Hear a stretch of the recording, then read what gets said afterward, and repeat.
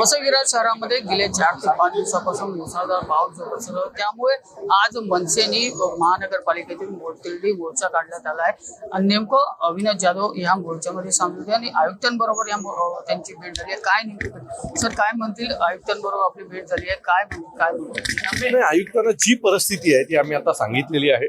जे काय घडलंय शहरातल्या विविध भागांमध्ये ते बहुतेक त्यांच्यापर्यंत पोहोचलं नसावं, कारण त्यांचं असं मत आहे पाणी असल्यामुळे आम्हाला कुठे जाता नाही आलं। तर जी आमची लोक आहेत ज्यांची जे अनुभव आहेत ते त्यांना सांगितलेत आणि त्यातून बाहेर कसं यावं त्याच्या काही आमच्या सूचना आहेत त्या देखील आम्ही त्यांना दिलेल्या आहेत।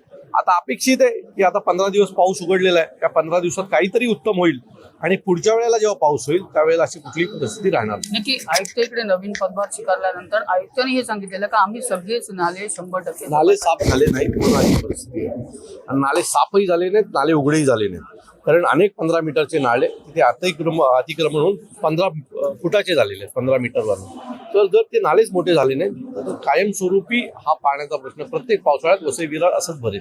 त्याच्यामुळे जर तुम्हाला आत्ता जर काही काम करायचं असेल तर नाल्यांवर काम करावं लागेल, चिंचोळ्या नाल्यांवर काम करावं लागेल, त्याशिवाय शहरातला हा विषय संपणार नाही। सगळेच नगरसेवक जे होते ते पाण्यामध्ये लोकांचं असं म्हणणं होतं की येत नव्हते पूर परिस्थिती, त्यामुळे नागरिकांचं पाणीच भरलं होतं ना। तुम्ही नगरसेवक म्हणजे पण एक माणूस आहे ना, त्याला पण जायला तर सोर्स मिळाले पाहिजेत ना। सो मला असं वाटतं की आणि एका दिवसात एवढ्या पावसात तुम्ही किती लोकांपर्यंत, तुमचा वॉर्ड 40-50 हजार लोकांचा आहे, किती लोकांपर्यंत तुम्ही पोहोचू शकता, कसं पोहोचू शकता, शेवटी त्यांनाही आपण समजून घेतलं पाहिजे। या पुढच्या आंदोलन अगर नाही झालं तर काय भूमिका असेल?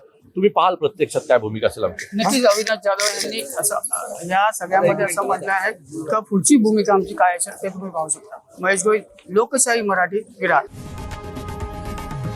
लोकशाही मराठी, ऐका, पहा, जागरूक रहा।